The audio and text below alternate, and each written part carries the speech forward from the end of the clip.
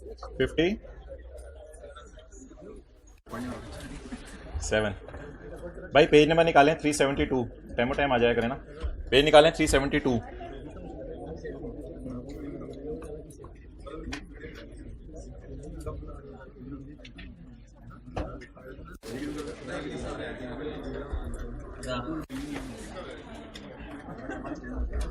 एक डिस्कशन हमने छेड़ी हुई है, उसको आज क्लोज करते हैं।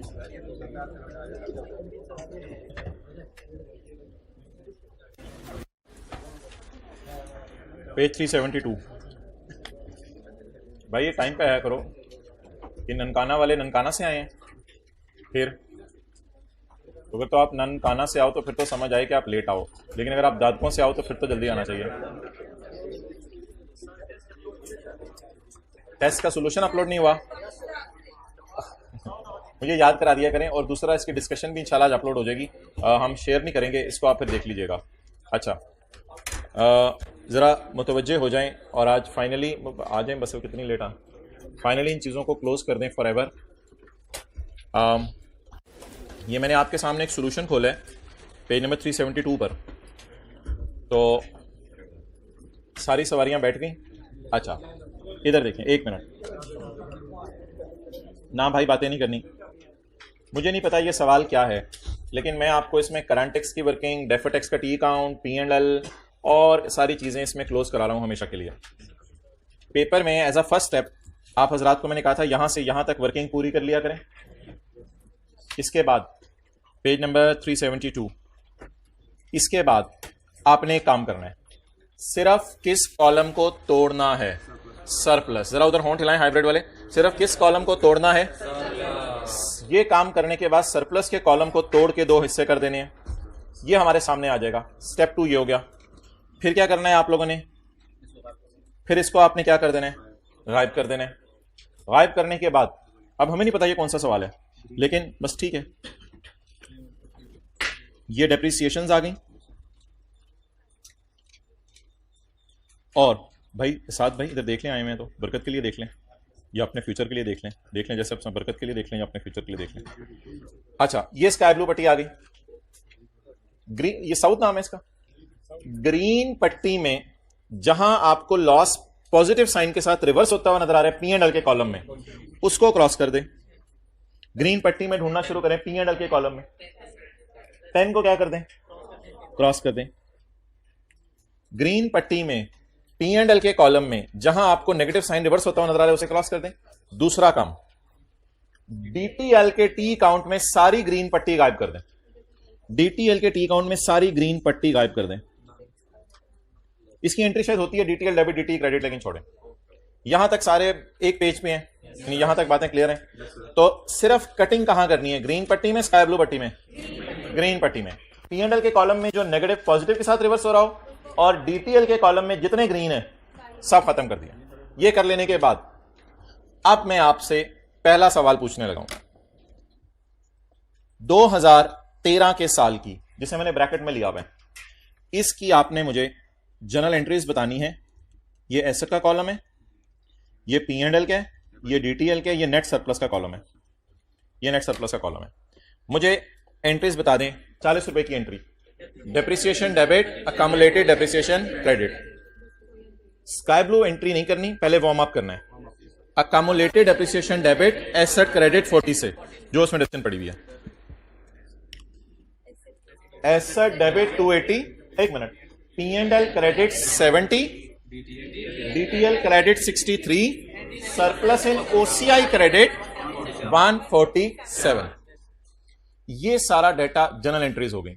अब मैं बनाने लगा हूं आपके सामने P&L और OCI जबानी, लेकिन इसके लिए भी आपने जनरल एंट्रीज करनी है। Depreciation debit, accumulation credit 40, P&L में डेप्रिसिएशन चली गई।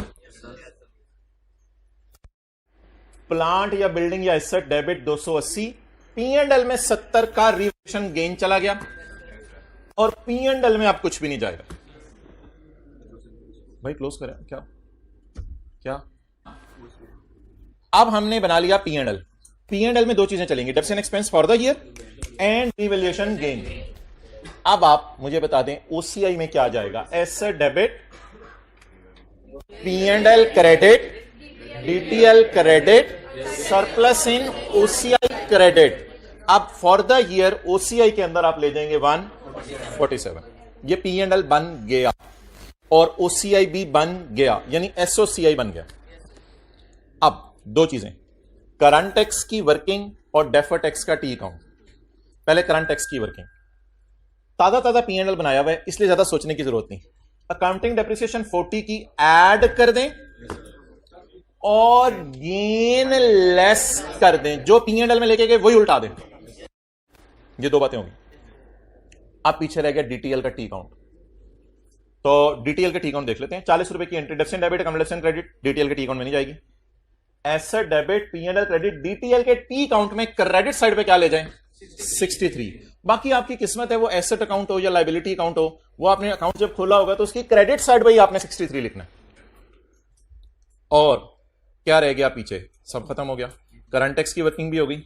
DTL/A एज ऑन में कुछ भी नहीं करना होता, उसमें आपने सिर्फ लेके जाना होता है carrying amount, and carrying amount on 30 June 13 is 560। तो ये थी जी discussion. I hope you are feeling comfortable now. So the story is over for ever. So let's discuss it in test now. ये सवाल अगर टाइम मिला ना 5-10 minute लगा के होमवर्क में कर लीजिएगा। होमवर्क में लिखें क्वेश्चन 32। पेज नंबर बता देना यार इसका, कौन सा क्वेश्चन का।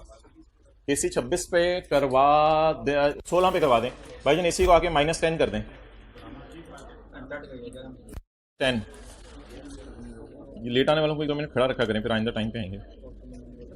अच्छा, पेज 328। अब आप लोगों ने, आज हम एक फाइनल सवाल कर रहे हैं ताकि कल हम IFRS 8 की तरफ मूव करें। तो past paper question number 10, page number कौन सा? दुआ लिमिटेड वाला कौन सा है? Question number 12। उस दुआ लिमिटेड वाले में तो वो एसेट वाली बात रहेगी ना बस। कौन बोल रहा है दुआ लिमिटेड वाला? हाथ खड़ा करें जी। उसमें एसेट वाली एक बात रहेगी ना बस, वो करवा दूंगा मैं। Page number 380।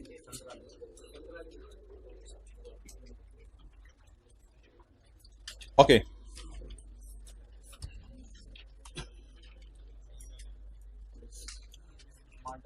एक मुझे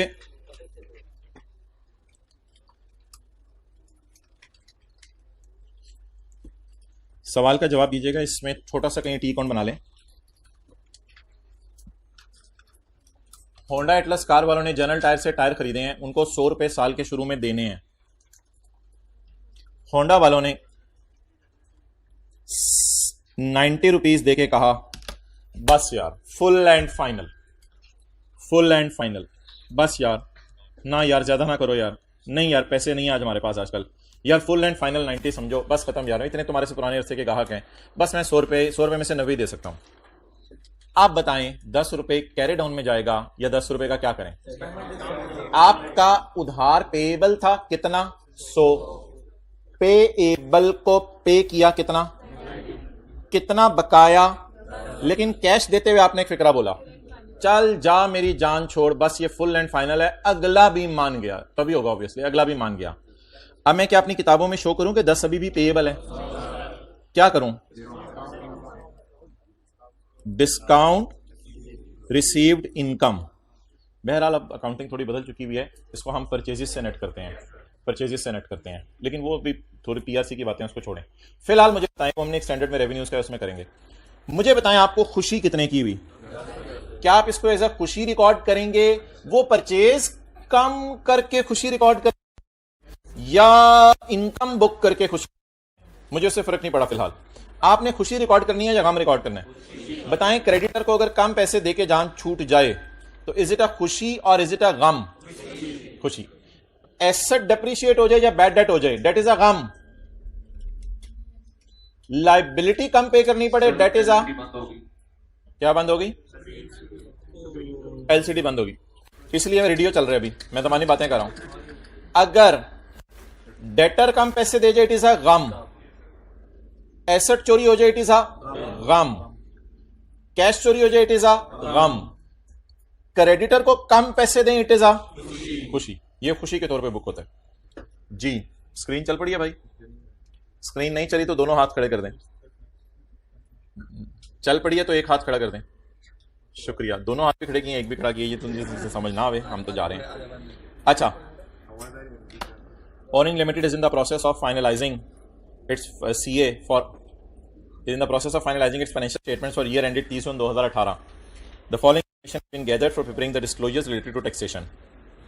Prepare a note on taxation for the year ended 30/2018, including a reconciliation. Compute DTL/A in respect of each temporary difference. Her temporary difference का DTL/A अलग अलग बताना है। पिछले साल के कंपैरेटिव नहीं है, पिछले साल का डेटा नहीं चाहिए। सिर्फ 18 का सवाल सॉल्व करना है, 17 का सवाल सॉल्व नहीं करना। रीडिंग टाइम में जब हम सवाल पढ़ लेंगे तो हमें ये एक वर्किंग सवाल के अंदर नजर आएगी। मैं जरा दोबारा आपके सामने डिस्कस करता हूं, फिर हम जो है वो रिज्यूम करते हैं हमारी डिस्कशन को। और ये मेरे ख्याल से ना पेपर में आप इस वर्किंग को कर लीजिएगा, क्योंकि जब तक करेंगे नहीं तब तक जो है कोई फायदा नहीं होगा। तो लेट्स स्टार्ट, वर्किंग को शुरू करते हैं जी। ये मैं बताता हूं किस काम आएगी, अभी काम आना शुरू होगी इंशाल्लाह। ओके, नोट के लिए आधा सफ़ा काफ़ी है, DTL/A एज ऑन के लिए भी आधा सफ़ा काफ़ी है। अगर आपका ज़्यादा लगता है तो वो फिर आपकी मर्जी, आप 1.5 सफ़े बाद शुरू कर दें। मैं जो है वो शुरू करने लगा हूं।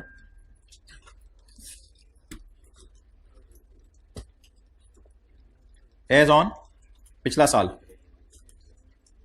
30/6/17। ये एब्रीवेशंस यूज नहीं की जा सकती। Carrying amount tax base paper में पूरा लिखना पड़ेगा।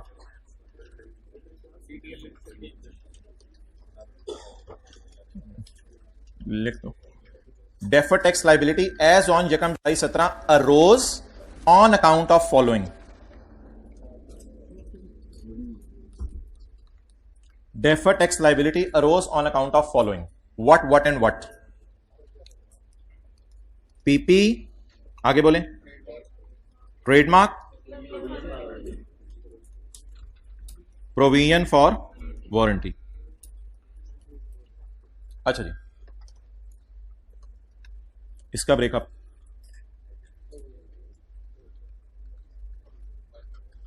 आगे नहीं, नेगेटिव तो हमें पता नहीं है, चीज़ें इस तरह मुश्किल हो जाएगा, बस पॉजिटिव ही रखें। आप डेटा फॉर टैक्स एसेट लिख दें इसको। ओके, अगर ये फिगर्स 30 पे पड़ी हैं तो डिफरेंस पे 30% लगा होगा, तो इन फिगर्स को 30 पे डिवाइड करके मल्टीप्लाइड बाय 100 कर दें जी। 1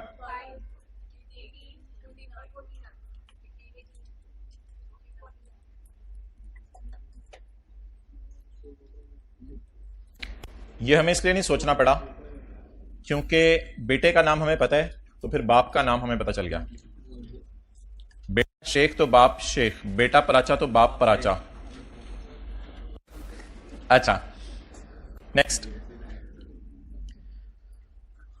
अब अगला फंडा वो ये है कि अब हमने साइन ग्रेटर का लगाना है या लोअर का लगाना है, उसको अब हम देखते हैं। पहली चीज क्या है? एसेट। एसेट में आपको पता है इन दोनों के दरमियान जब ग्रेटर साइन होता है तो इसको TTD कहते हैं। तो इधर मैंने ग्रेटर साइन लगा दिया। ये कैसे पता चला? मैंने कहा था इन दो चीजों को देख के।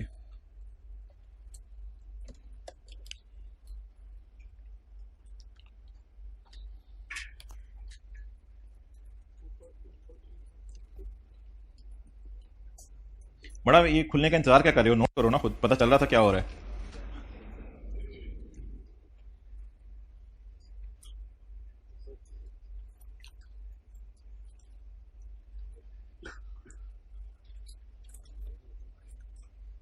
TTD प्लीज, इधर इधर इधर TTD, और उधर क्या लिखा हुआ है? एसेट।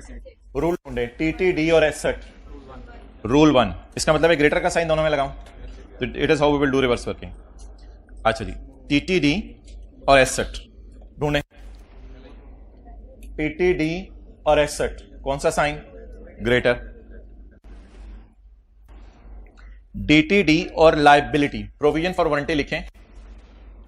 ये एक लाइबिलिटी अकाउंट है जो शो करता है कि बेचे हुए मोबाइल को रिपेयर करके देंगे। ये एक लाइबिलिटी अकाउंट है जो शो करता है कि बेचे हुए मोबाइल को रिपेयर करके देंगे।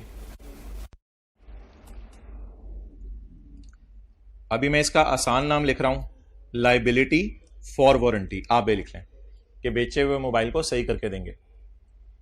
अभी इसका आसान नाम लिख लें, लाइबिलिटी फॉर वारंटी।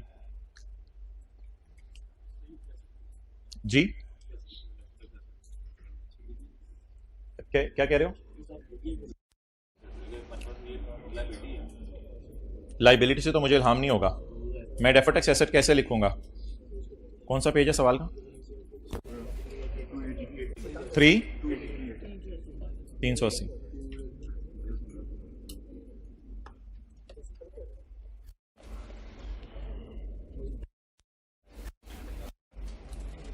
सवाल में लिखा हुआ था डेफर्ड टैक्स लाइबिलिटी ये है, तो उसने लाइबिलिटी के साथ पॉजिटिव साइन यूज किया था, तो इसका मतलब है ये दोनों लाइबिलिटीज थी, पास ये एसेट साबित हुआ। ये मैंने नाम पढ़े बगैर बताया, लाइबिलिटी के साथ उसने पॉजिटिव साइन यूज किया है, तो फिर ये दोनों भी लाइबिलिटी हैं, इट मींस ये एसेट है।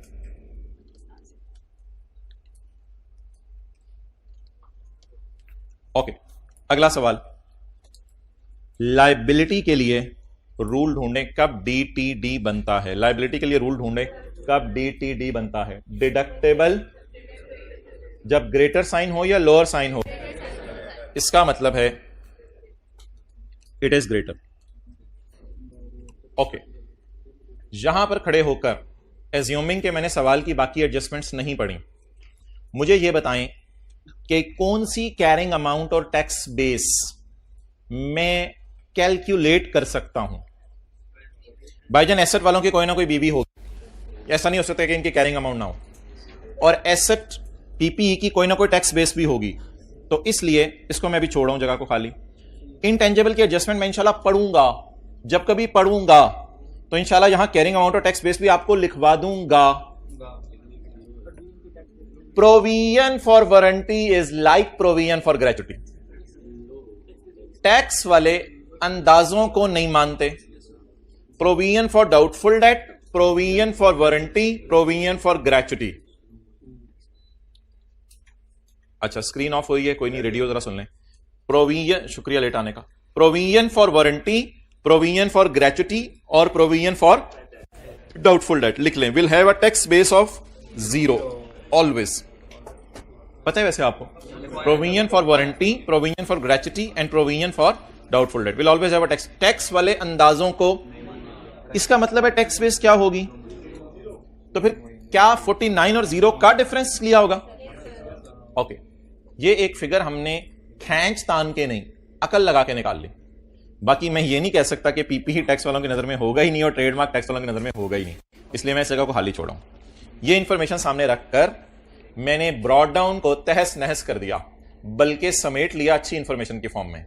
अब मैं आगे मूव करता हूं, और अगर कोई आरओयू और लीज लायबिलिटीज होती तो उनकी भी मुझे पता है टैक्स बेस 0 है, तो जो डिफरेंस होता है वही कैरिंग अमाउंट होती। इस इंफॉर्मेशन को सामने रख के अब मैं बरकत के लिए नहीं, सॉल्व करने के लिए सवाल पढ़ने लगा।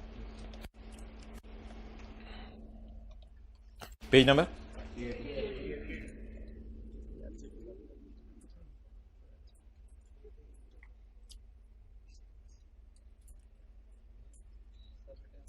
अच्छा जी, profit before tax for year ended 30 June 2018 was 58 million. किधर है बॉल पॉइंट? दे रहे हैं नहीं, डस्टर क्या करना है, पहले लिखने तो दे, फिर मिटाएंगे हमारा।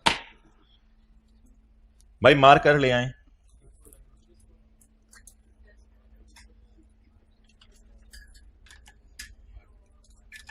ये किसकी कैप है? ये इधर से बरामद हुई थी आज।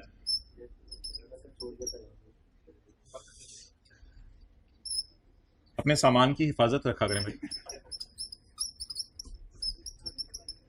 Working number 2, current tax. अच्छा, किसी को बैग में मार्कर हो गई आगे पीछे। Current tax, profit before tax बोलें जी।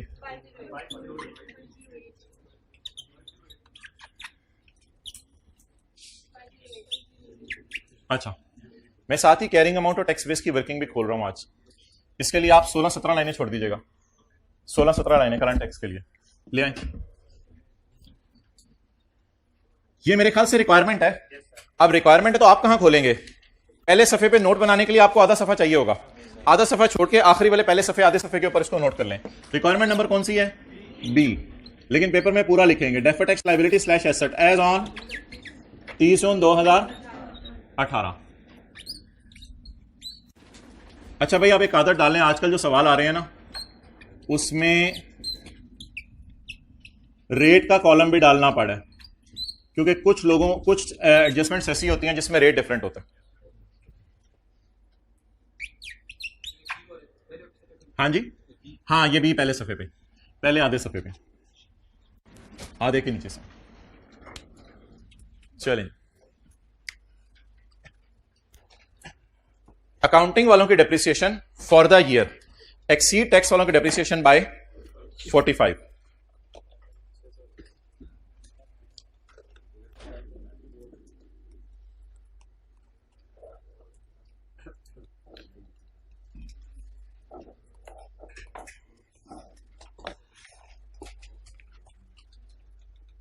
ये जल्दी जल्दी खोलिए। अकाउंटिंग वालों की डेप्रिसिएशन एक्सीड द टैक्स वालों की डेप्रिसिएशन बाय 45। आगे चलें, पता नहीं करा कौन से सवाल रहे होते हैं और टेस्ट में कौन से आ रहे होते हैं। अच्छा, ड्यूरिंग द ईयर, इस साल OL सोल्ड अ मशीन जिसकी accounting BV exceed tax BV bye, accounting BV exceed tax BV bye 15। यहां पर जब आपने खड़े होना था तो फिर पेपर में आपकी चीखें निकलनी थी कि ब्रॉड डाउन अवेलेबल नहीं है। तो मेरे ख्याल से ब्रॉड डाउन बीवीज अवेलेबल तो नहीं है, लेकिन कुछ फूल झड़े आज मुंह से। एज्यूम नहीं करना, not at all, no need of assuming at start of year. नहीं, एज्यूम अगर करना पड़ा मैं टी काउंट में जाके एज्यूम करूंगा, अभी मैं एज्यूम नहीं करा। कोई इंग्लिश का फिक्रा बोलें। At start of year opening carrying amount exceed tax base by 115। I repeat, at start of year, what is this? अगर ये फिगर अवेलेबल होती तो ये ब्रॉड डाउन बुक वैल्यू होती, अगर ये फिगर अवेलेबल होती तो ये ब्रॉड डाउन बुक वैल्यू होती टैक्स वालों की नजर में। तो at start of year opening book value, भाईजान ये चपेड़े मैंने रखी हुई हैं, ये नमाज के बाद निकल के आपको मारनी है मैंने।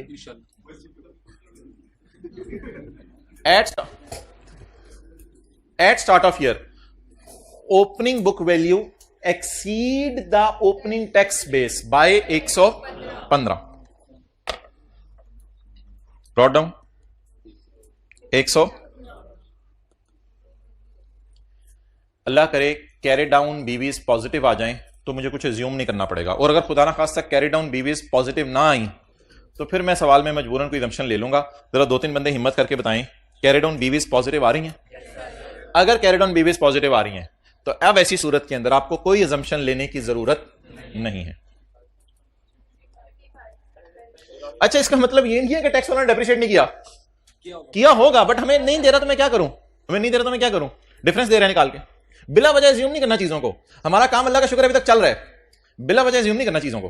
One by one carry down 55। अब बिला वजह आप बात को फैलाएं तो वो आपकी मर्जी है। Carry down balancing 0। अब सवाल पूछना शुरू करें, जो मर्जी पूछ लें।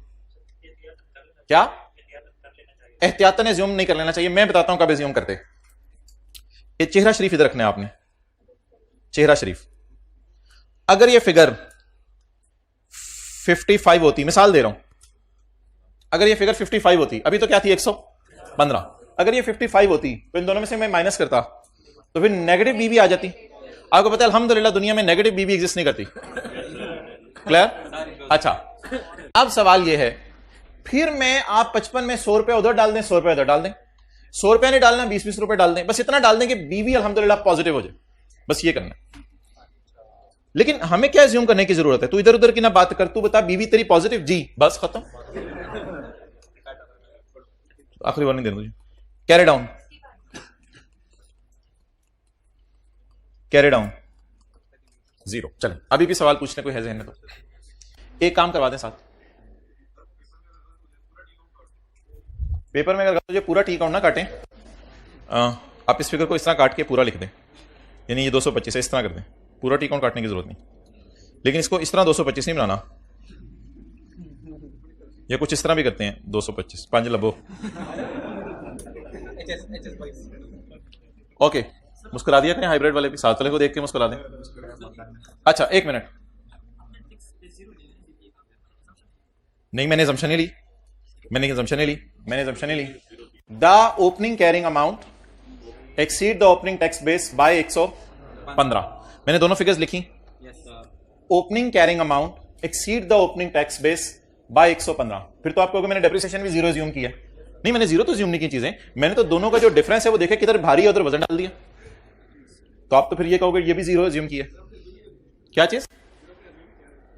नहीं, अज्यूम तो नहीं किया, बस अब क्या करें, वो कह रहे डेप्रिसिएशन 45 ज्यादा है इस डेप्रिसिएशन के, तो अज्यूम तो अब शायद आप मुझे कराना चाह रहे हो, कोई फिगर बीच में डालें। मैंने सिंपल फिगरों को पोस्ट किया है, बात को क्यों कॉम्प्लिकेट करते हैं? एक मिनट यार, एक मिनट, हाँ दो, ठहर जाओ एक minute. Accounting depreciation exceed the tax depreciation by 45, so I have open 2 T counts and now अल्हम्दुलिल्लाह I am satisfied that this exceed this by 45। और मैं आपको सीरियस बता रहा हूं, कुछ लोग हंस रहे हैं कि ये लोग सवाल क्या पूछ रहे हैं, और अंदर से बता दें कौन लोग हंस रहे हैं। ये बिला वजह ये लोग बात को फैला रहे हैं, ऐसे कोई वजह नहीं है, लॉजिक नहीं है, सीधी सीधी चीजें पोस्ट हो रही हैं, बिला वजह क्रिच फ्राई कर रहे हैं। अकाउंटिंग वालों की बीवी एक्सीड द टैक्स वालों की बीवी बाय 15। अब मुझे नहीं पता दोनों की बीवी कितनी है, बट आई नो उनकी बीवी अल्हम्दुलिल्लाह पहुंची हुई है 15 ज्यादा। ओके, और ओपनिंग बीवीज का भी डाटा दे दिया है। एक चीज जहां बता दें जो मिस हो सकती है, डिस्पोजल का टी काउंट। डिस्पोजल का टी काउंट भी तो डिस्पोजल का टी काउंट बनेगा और उसके अंदर अकाउंटिंग वालों का भी गेन लॉस आएगा। और क्यों? क्योंकि हमारा एसेट बिका है, हमारा एसेट बिका है, तो टी काउंट भी बनेगा। बिस्मिल्लाहिर्रहमानिर्रहीम। Working number 5। जी जी जी, सबर सबर सबर सबर। डिस्पोजल की बीवी किन की? IFRS की। डिस्पोजल का अकाउंट बुक वैल्यू पे। वर्किंग नंबर 6, डिस्पोजल का अकाउंट बुक वैल्यू पे किन की नजर में? और ये IFRS। जो डाटा अवेलेबल है वो पोस्ट करें।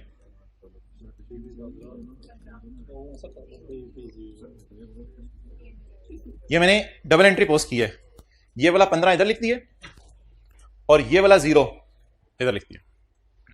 3 चीजें मस्त आती हैं इस अकाउंट में, कैश, बुक वैल्यू और गेन लॉस। मुझे ये बताएं कि जब ऐसे बिकता है और कैश आता है तब भी दोनों में इख्तलाफ होता है? कैश में तो इख्तलाफ नहीं होता, ठीक है। अब आप मुझे कहेंगे कैश एज्यूम करें, मैं कहूंगा रहने दो यार, कैश दोनों का बराबर है, 0 तो बिला वजह पेपर में अपनी तरफ से फिगरें नहीं लानी, जितना अवॉइड हो सके अपनी तरफ से फिगरें अवॉइड करें। ऐसा भी तो हो सकता है ऐसा भी तो हो सकता है कि एसेट स्क्रैप करके फेंक दिया हो, मैं एक मिसाल दे रहा हूं, तो 0 सेल प्रोसीड, बिला वजह फिगरें लाने की जरूरत नहीं। बट जो मर्जी करें ये दोनों फिगर्स बराबर होनी चाहिए, क्योंकि जब एसेट बिकता है तो पैसे आते हैं, पैसे आने पे कोई लड़ाई नहीं है कि कितने आए कितने नहीं आए। आप गेन लॉस निकाल लें जी। इधर क्या आता है? कितना? 15। इधर अब मैं देखें, इधर अब उन्होंने वही होंगी मानी, मैं इधर लिखूंगा तो वो कहेंगे इधर क्यों नहीं लिखा, मैं इधर लिखूंगा तो वो कहेंगे इधर क्यों नहीं लिखा। तो इस बात का कोई जवाब नहीं है मेरे पास, सब टैक्स वालों को गेन लॉस निकालने की जरूरत ही नहीं है जी। कह रहे कैश नहीं आया, चलो एक मिनट, बिला वजह ना फिगर्स हम एज्यूम करके काम चलाते हैं, सबर सबर। ये तो एक आधा मिनट दे दे, ये वाला यहां पे सिर्फ यहां भाई प्लीज आप खामोश हो जाए, मैंने कुछ कहा यार, आप मेरी हंसी छूट जाती है, इस तरह को थोड़े सीरियस भी होने दिया करें। जिनको चढ़ा हुआ ना कैश का नशा, वो जरा इधर देख लें, कैश एज्यूम कर लें। लेकिन एक बात आप जहन में रखिएगा, आप मेंटली प्रिपेयर रहिएगा। कैश आप मुझे क्या करवा रहे हैं? एज्यूम। मैं एज्यूम नहीं करना चाह रहा, कैश एज्यूम करवा ले। 2 रुपए आया, 2 रुपए आया, डन। अब जब 2 रुपए कैश आया, इधर क्या हो गया? 13, और इधर क्या हो गया? 2 उधर आ जाएगा। अब वो जब आप करंट टैक्स में लेके जाएंगे ना, तो इंशाल्लाह ऑटोमेटिकली आपका जवाब वही आ जाने। तो बिला वजह चीजें एज्यूम करना और बिला वजह आगे चलना, इसकी कोई जरूरत नहीं है। तो डू नॉट एज्यूम फिगर्स। गुजारा चल रहे तो चलाएं, चल गया गुजारा 15, और इधर 0। चलें जी, अकाउंटिंग डेप्सिएशन उल्टा के टैक्स वालों के डेप्सिएशन माइनस कर दें। हाँ, सवाल पूछ लें। सवाल पूछ लो। ये जो आप फंड लगे हैं सर, तो हम बैलेंस शीट में लेते हैं ना सर, तो जी 115 ये कैरिंग अमाउंट हो जाएगी। नहीं सर, आप इसको ओपनिंग क्यों रखा हुआ है सर? एकदम किसको ओपनिंग का रखा हुआ है? ये 115 बीडी को सर, क्योंकि तो अगर हमने डिटेल ऐसे लिया हुआ है। ये एक मिनट है, 115 को ओपनिंग क्यों लिया है?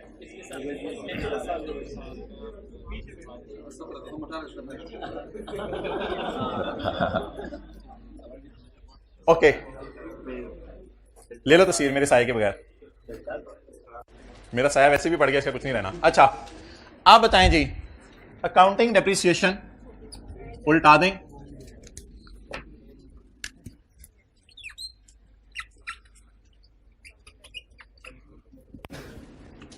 कितनी? अकाउंटिंग डेप्रिसिएशन उल्टा दें, टैक्स एक्सेप्शन माइनस करने की कोई जरूरत नहीं, खैर है, बस सेव द टाइम। जी, अकाउंटिंग लॉस उल्टा दें। हाँ, क्या? नहीं नहीं नहीं, डैश डालने की जरूरत नहीं, कोई नहीं। अकाउंटिंग, आपने बसना नहीं, ग्रे शर्ट। अकाउंटिंग लॉस उल्टा के टैक्स लॉस रिकॉर्ड कर दें, वो है ही नहीं, तो अकाउंटिंग लॉस को क्या करें? उल्टाएं। Accounting loss 15,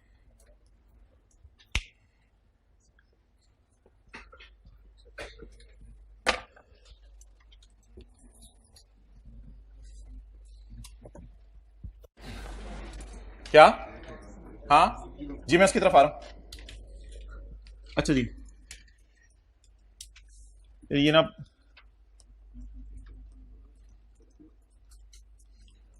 opening accounting BV exceed opening tax BV by ₹103, ठीक है? एक minute. Accounting depreciation exceed tax depreciation by ₹70, कुछ नहीं नोट करना आपने, बाय ₹70, बस आप पोस्टिंग करवा दें। तो चीज सिंपल सी है, इसको सिंपल रखें। Accounting BV exceed the tax BV bye, बिल्कुल रिलैक्स होकर पोस्ट करते रहे, मैंने तो दिमाग लगाने को कहा ही नहीं। अकाउंटिंग वालों की डेप्रिसिएशन एक्सीड द टैक्स वालों की डेप्रिसिएशन बाय ₹70।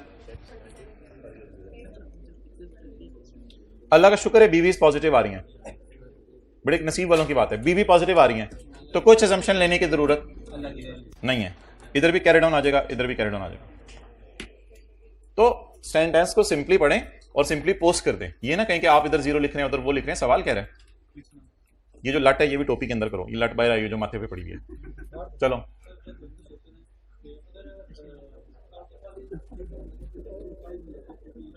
अकाउंटिंग वाले अगर, हाँ, और टैक्स वाले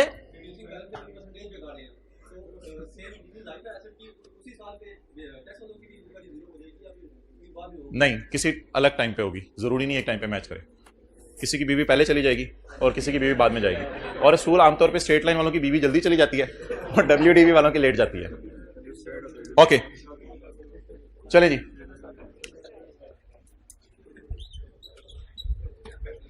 property plant and equipment carrying amount tax base 0।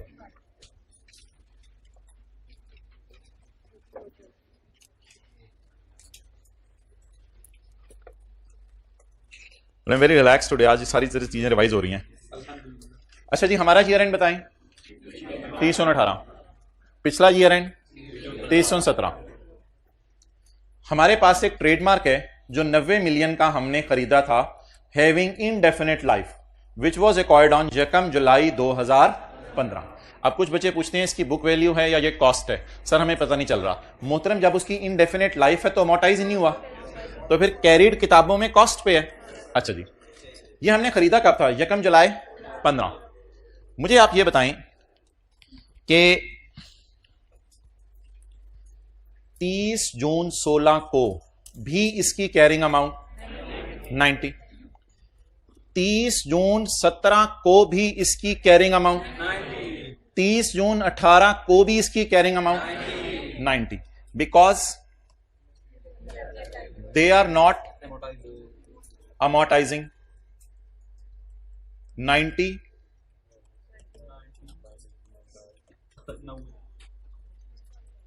30 June 18 को भी कैरिंग अमाउंट, 30 जून 17 को भी कैरिंग अमाउंट 90। अब आप मुझे बता दें इस डेटे की बुनियाद पर 30 जून 17 को भी इनडेफिनेट लाइफ वाला बिल्डिंग टाइप चीज है, 90 का ही पड़ा होगा, और इधर भी ट्रेडमार्क, मैंने एक लाइन इसलिए छोड़ दिया, इधर नाम लिखना है डीटीडी वगैरह, ट्रेडमार्क। 30 जून 17 को भी वही कैरिंग अमाउंट, 30 जून 18 को भी वही कैरिंग अमाउंट, क्योंकि अकाउंटिंग वालों की नजर में डेप्रिशिएट नहीं हो रहा, अमोर्टाइज नहीं हो रहा। गुड, अच्छा जी, सबर सबर सबर। अब 30 जून 18, 30 जून 17, 30 जून 16 और यकम जुलाई 15। टैक्स वालों की नजर में 90, टैक्स वाले किस तरह अमोर्टाइज कर रहे हैं? 90 ओवर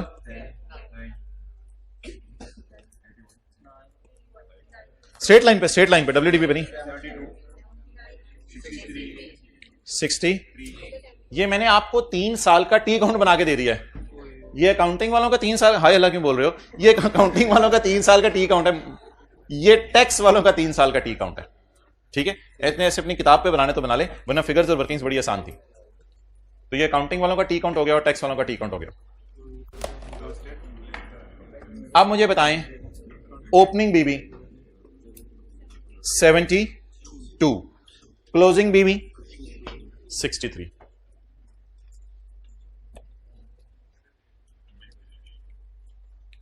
जी, ओपनिंग बीबी 72, अल्लाह का शुक्र है वो डिफरेंस 18 है, क्रॉस मैच हो गया, कंफर्म हो गया, डिफरेंस 18 ही था। ओपनिंग बीबी 72, क्लोजिंग बीबी 63, 63।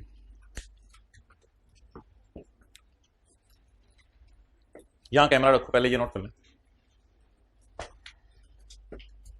अब इधर ले आओ।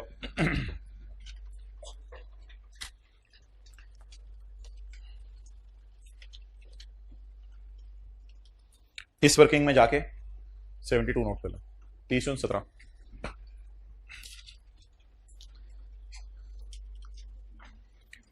अब आगे बच्चों के लिए एडजस्टमेंट बता दें। अकाउंटिंग अमोर्टाइजेशन उल्टा के for the year tax amortisation record कर दें। अकाउंटिंग अमोर्टाइजेशन उल्टा के टैक्स अमोर्टाइजेशन रिकॉर्ड कर दें। अकाउंटिंग अमोर्टाइजेशन उल्टाने की जरूरत नहीं, क्योंकि एग्जामिनर को पता है कि इनडेफिनेट लाइफ है। अब आपको उल्टा के कोई कारनामा नहीं मार रहे होंगे, बस टैक्स अमोर्टाइजेशन मैनेज कर दें, save the time. I cap भी नहीं की हुई सोल्यूशन में, अकाउंटिंग अमोर्टाइजेशन रिवर्स नहीं की हुई है ही नहीं ना। नहीं रखे होंगे, रखे होते तो मैं बताता। मेरे चाचे का पुत्र है तुम। यार मुंह से निकल गया, सच झूठ।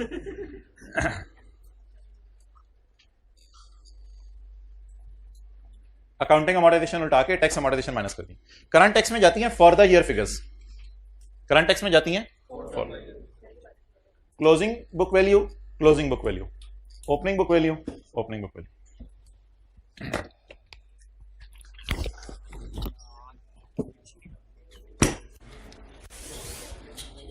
ये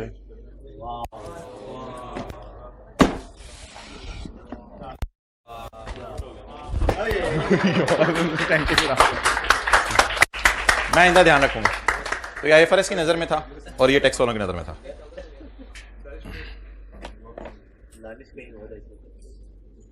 ओके, इस एडजस्टमेंट पे आप हमारे कोई लग जाए नहीं 15-20 मिनट, क्योंकि फर्स्ट टाइम ये एडजस्टमेंट आई है। तो इसको मैं चाह रहा हूं कि हम एंड पे करें, पहले जरा पुरानी चीजें रिवाइज हो जाए, फिर हम इंशाल्लाह इस एडजस्टमेंट को करते हैं।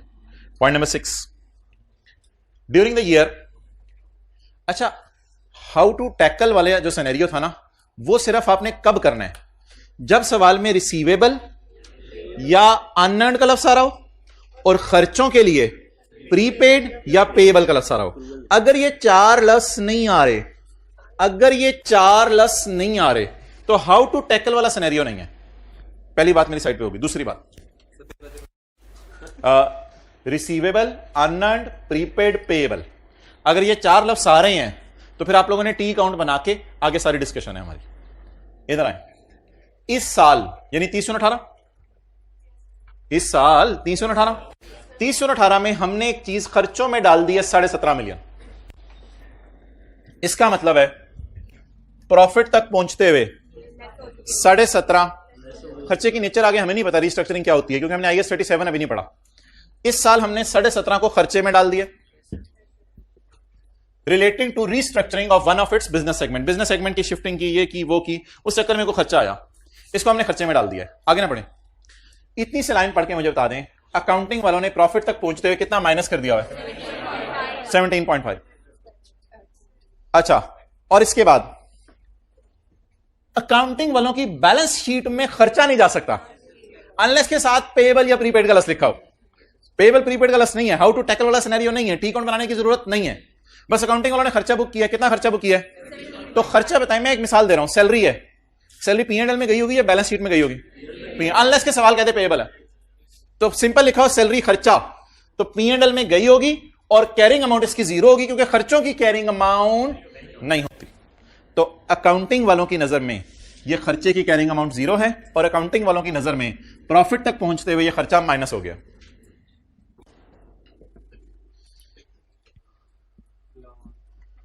अगर तुम्हें बुरा ना लगे तो हम एक बात कहें। हमने कहा बोल बोल।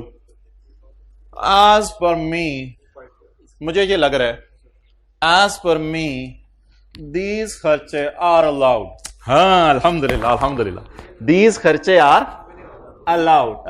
होली होली होली होली होली, नॉट बोली, वो जो भैंस बोली बोली, पता नहीं बोली कितना लोगों को पता है? गाय। अच्छा चल छोड़ दे, तू अब ज्यादा तस्वीर में चला गया, एग्रीकल्चरल। अच्छा, तो 2018 बोली is also agriculture produce at the point of harvest, but after that it is inventory. Okay, अच्छा जी, तो as per the tax laws they are detail में जाते, these expenses are to be allowed as tax expense over a period of 5 years। अब कल एक बच्चे ने सवाल पूछा था ऑनलाइन की मीटिंग के अंदर कि आपने पास पेपर के क्वेश्चन 9 में जब एडवर्टाइजमेंट को बनाया था एज सट, तो ये फिक्रा उन्होंने बोला नहीं, लेकिन मैं बोल रहा हूं तो मेरी जान सी निकल गई थी कि एडवर्टाइजमेंट तो IAS 38 में आपने बार बार बोला था, एडवर्टाइजमेंट और ट्रेनिंग खर्चा होता है, एडवर्टाइजमेंट और ट्रेनिंग एक एसेट नहीं होता। लेकिन मैं क्या करूं अगर यह किताब कह दे कि एक खर्चे को 3 सालों में माइनस करो, एक खर्चे को 4 सालों में माइनस करो, अगर यह किताब इस तरह का कोई फिक्रा बोल दे, या दुआ लिमिटेड वाले सवाल में रिसर्च थी उसको अगले साल माइनस करो, यानी हमारे साल माइनस ना करो, अगर यह किताब इस तरह का कोई फिक्रा बोल दे कि एक खर्चे को कई सालों में माइनस करो, तो हम फिर दिमाग पे जोर डाला दिमाग पे, हमने दिमाग पे जोर डाला और जोर डाल के देखा हमने दिमाग पे कि खर्चे को आहिस्ता आहिस्ता माइनस करना, it is a characteristic of assets, it is a characteristics of. तो अगरचे के रिस्ट्रक्चरिंग और एडवर्टाइजमेंट एसेट नहीं है, बट दिस इज जबरदस्ती सेइंग कि आहिस्ता आहिस्ता माइनस करो। हमने कहा वो तो प्लांट होते हैं जो 5 सालों पे आहिस्ता आहिस्ता खत्म होते हैं, वो तो फर्नीचर होते हैं जो 5-10 सालों में आहिस्ता आहिस्ता खत्म होते हैं, वो तो बिल्डिंग होती है जो 50 सालों में खर्चे पे जाती है। इसने कहा रिस्ट्रक्चरिंग भी 5 सालों में खर्चे में ले जाओ। हमने कहा बात तो अजीब सी है, लेकिन मजबूरी में जब हम इसे 5 सालों में खर्चा लेके जाएंगे तो आहिस्ता आहिस्ता खर्चे में कौन सी चीजें जाती हैं? सैलरीज, रेंट, रिपेयर या एसेट्स। तो किसी खर्चे को जिसे हम खर्चा कहें और वो लोग आहिस्ता आहिस्ता खर्चे में लेके जाएं, तो ये हाउ टू टैकल वाला सिनेरियो नहीं है, ये एक बिल्कुल इंडिपेंडेंट सिनेरियो है। वो लोग इस खर्चे को खर्चा नहीं मान रहे, they are treating it like PPE और इंटेंजेबल और whatever you may say. अब टैक्स वाले क्या कर रहे हैं? इस खर्चे को 5 सालों में माइनस करने दे रहे हैं, इंक्लूडिंग हमारा साल, इंक्लूडिंग हमारा साल। अब मैं आपको इस तरह की डायग्राम बना के देता हूं, इस तरह की डायग्राम सिर्फ समझने के लिए। हमारा साल कौन से? अगला 19, 20, 21, 22। हमने डाला खर्चे में कितना? कैरिंग अमाउंट कोई नहीं होगी, मैं 0 ले रहा हूं कैरिंग अमाउंट। हमने खर्चे में डाला कैरिंग अमाउंट 0, डन। अकाउंटिंग वालों की बात होगी।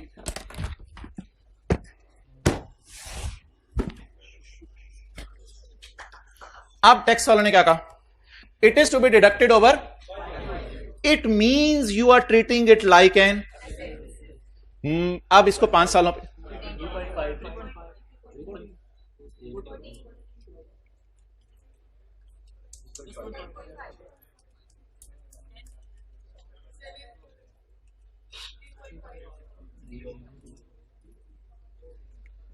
ये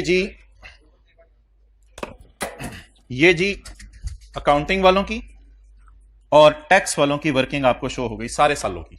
हमारे लिए रेलेवेंट सिर्फ किस साल की है? 23-18 की। The accountants have recorded it as an expense, however tax authorities allow it to be deducted over a period of, तो for tax authorities it is like an asset. तो इतना अगर डेप्रिशिएट हो गया तो इतना फ्यूचर में डेप्रिशिएट होगा। तो इसलिए अब मुझे इस डेटे की बुनियाद पे बता दें, अकाउंटिंग खर्चा उल्टाकर टैक्स वालों का खर्चा रिकॉर्ड करूं, कैरिंग अमाउंट 0 और टैक्स बेस 14। और अगर इस सवाल ने लिखा होता कि it is to be allowed as खर्चा फ्रॉम 19 ऑनवर्ड्स, पागल है 19 ऑनवर्ड्स, तो फिर 17.5 माइनस 0 17.5 इधर होता। हम फिर अगले साल से क्या करना शुरू करते? आप बता दें एक खर्चे को जिसे हम खर्चे में डाला करेंगे और वो लोग आहिस्ता आहिस्ता माइनस करने दिया करेंगे। It is like how to tackle वाला सिनेरियो, या it is like asset type चीज, एसेट टाइप चीज। तो इस सारे को इग्नोर करें। ये तो कौन से ईयर्स हैं? Future years. मुझे हमारे साल बता दें क्या करना है। The accountants have recorded it as an expense. नहीं भाईजान प्लीज प्लीज खुदा के लिए हमारी बेसिस ना हिलाओ। टैक्स वालों की नजर में अलाउ कितना होगा? 17.5। अकाउंटिंग खर्चा उल्टाकर टैक्स वालों की अमोर्टाइजेशन माइनस कर दी, चाहे आप रिस्ट्रक्चरिंग को इंटेंजिबल समझ लें, जो भी समझ लें, टैक्स वालों का खर्चा माइनस कर दिया। इधर आए बैलेंस शीट में, ओए होए रीस्ट्रक्चरिंग के साथ बिल पे पत्थर रख के एसेट लिखें, पत्थर रख के एसेट लिखें। Restructuring is not an asset, advertisement is not an asset, लेकिन as per us may be it is an asset as per tax rules. Restructuring is never an asset, but लिखिए क्या करें? Accounting वालों ने खर्चे में डाल दिया है, बोले जी कैरिंग अमाउंट। टैक्स वाले कह रहे हैं 5 सालों में खर्चे में डालो, उसमें से एक में डाल दिया 14, और मुझे लग रहा है ये डिडक्टेबल इन फ्यूचर आएगा, चाहे अभी रूल मैं ना ही लगाऊं, अकल लगा लेता हूं। दिस 14 इज डिडक्टेबल इन, ये 14 रुपए वो फ्यूचर में डिडक्ट करने देते हैं। तो जी हाउ टू टैकल वाले टी काउंट कब बनाया करने हैं? जब प्रीपेड, पेएबल, रिसीवेबल, अनअर्न्ड लिखा हो, और अगर जिसको हम खर्चा कहें और वो फिर कभी माइनस करने को कहें या आहिस्ता आहिस्ता माइनस करने को कहें, फिर वो एसेट बना देने किनकी नजर में? टैक्स वालों की नजर। चलें अब इसकी किसी ने तस्वीर खींचनी तो खींच लें जी। एसी के विंग्स ऊपर करा दें भाई, टेम्परेचर भी कम कर के ज्यादा कर दें, 19-20 करके। नहीं प्रीपेड यार ना को, प्रीपेड का लफ्ज़ में इसलिए नहीं अच्छा लग रहा, वो फिर हाउ टू टैकल वालों में आप लोग ले जाओगे, इसलिए मैं इसको ऐसे ही करार दे रहा हूं।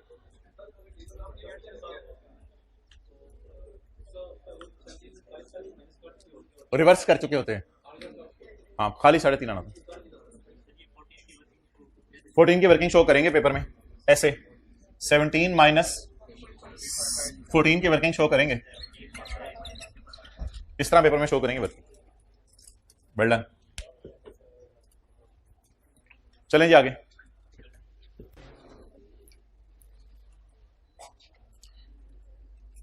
आगे आ जाए यार, इधर भी कराने, ये वाला भी कराना है।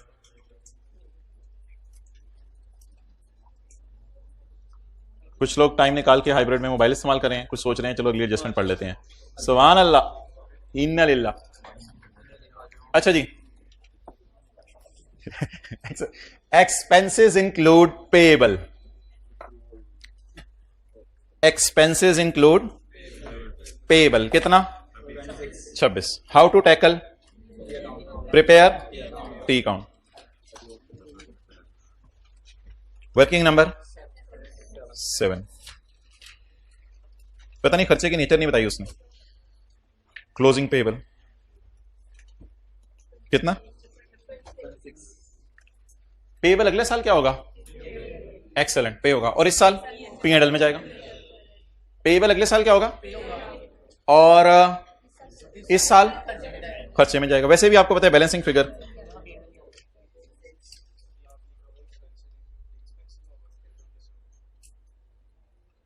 एक मिनट नहीं यार, हद होगी। चलो जी क्या मतलब, अपने सवाल में कुछ नहीं और अगले के सवाल में चलो जी, हद होगी। Expenses include payable of 26 million. भाई कह रहे हैं, एक तरफ आप कह रहे हैं एक्सपेंसेस इंक्लूड, एक तरफ आप कह रहे हैं पेबल इंक्लूड। बहुत सी ऐसी चीजें होती हैं जो एक्सपेंसेस में भी पड़ी होती हैं, पेबल में भी पड़ी होती हैं। लीज में interest expense debit interest payable credit करते थे, तो एक्सपेंसेस में भी होती थी, पेबल में भी होती थी, पेबल में भी होती थी। आप घर एक महीने इस्तेमाल कर लिया, किराया नहीं दिया, ये आपका खर्चा भी है, पेबल भी है, तो इसमें तो कोई एतराज नहीं कि खर्चों में पेबल पड़े हैं, वो खर्चा भी है, पेबल भी है, इसमें तो हमें कोई एतराज नहीं। मेरा सवाल वहीं खड़ा है, how to tackle payable, prepaid, receivable, unearned. ये चार लफ्ज आ जाएं तो क्या करें? टी अकाउंट ओपन कर लें। टी अकाउंट हमने ओपन कर लिया एक्सपेंसेस का। इसके बाद अब देखना है कि टैक्स वाले कौन सी अकाउंटिंग फॉलो कर रहे हैं। टैक्स वाले अकाउंटिंग फॉलो कर रहे हैं कैश। जब भी टैक्स वाले कैश अकाउंटिंग फॉलो कर रहे हो, हाउ टू टैकल, उल्टा दें खर्चे को, रिकॉर्ड कर दें पेमेंट। चलें जी, हाउ टू टैकल, उल्टा दें, याद है, उल्टा दें खर्चे को, ऐड क्या, एक्सपेंस कितना, और लेस कर दें पेमेंट। हाउ टू टैकल में तीसरा रूल, ये सबर वाला सिनेरियो है। The carrying amount will appear, however tax base will be zero. Why? क्योंकि कौन सी अकाउंटिंग फॉलो हो रही है? कैश अकाउंटिंग में पेबल प्रीपेड अकाउंट एग्जिस्ट नहीं करते। तो हाउ टू टैकल में बता दें, नंबर 1 प्रिपेयर, नंबर 2 खर्चे उल्टा के पेमेंट लेस कर दें, नंबर 3 कैरिंग अमाउंट एक्सपेंसेस की, payable expenses, carrying amount expenses की नजर आएगी लेकिन टैक्स बेस नजर नहीं आएगी।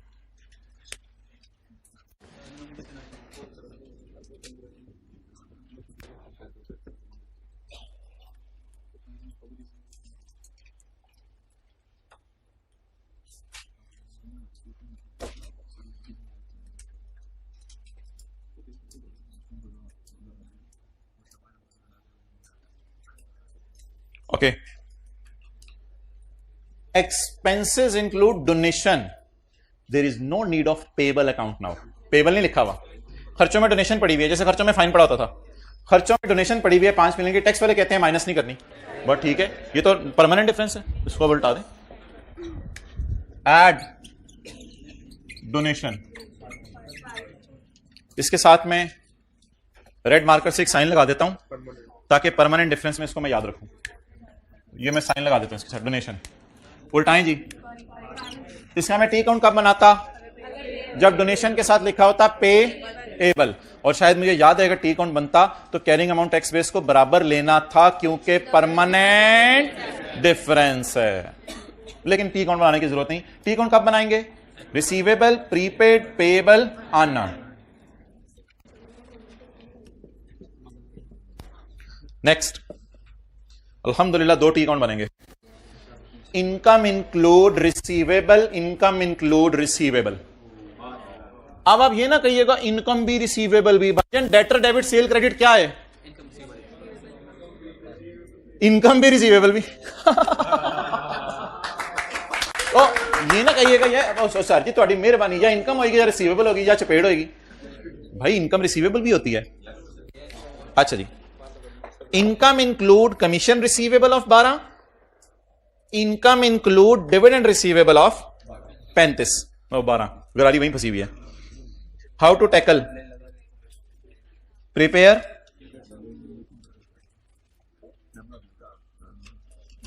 पहला कौन सा account?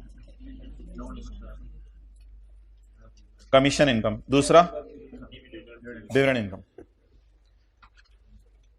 Receivable is 12, receivable is 35,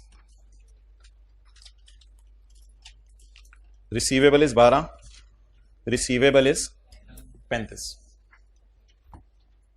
receivable अगले साल क्या होगा? अगले साल रिसीव होगा, तो इस साल इनकम में क्या होगा?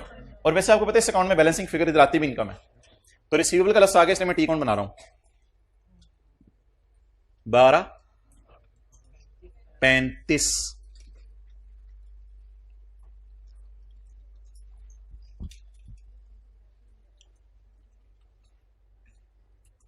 अभी अब करंट टैक्स और डेफर्ड टैक्स में मैं देखता हूं अकाउंटिंग कैश अकाउंटिंग फॉलो हो रही है या एक्रूअल अकाउंटिंग फॉलो हो रही है।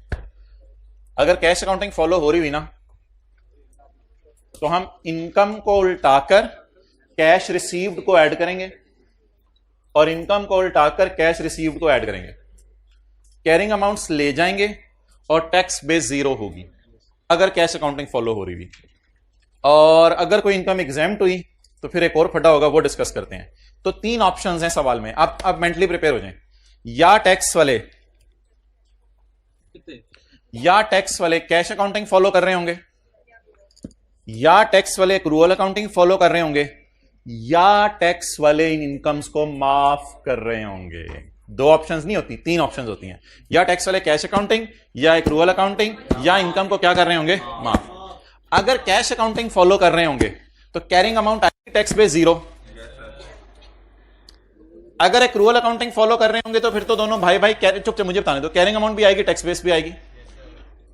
अगर कोई इनकम माफ हुई दोनों में से तो कैरिंग अमाउंट टैक्स बेस को इसलिए बराबर लेंगे ताकि टेम्परेरी डिफरेंस ना आए, क्योंकि डिफरेंस कौन सा है, परमानेंट। तो ये 3 बातें।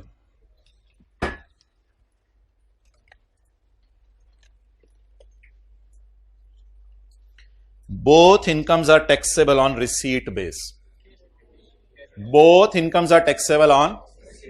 तो कौन सी अकाउंटिंग फॉलो हो रही है, कैश अकाउंटिंग एट 30% टिल 30/18। भाईजान अगर 30/18 में टैक्स देना पड़ा तो 30% देंगे।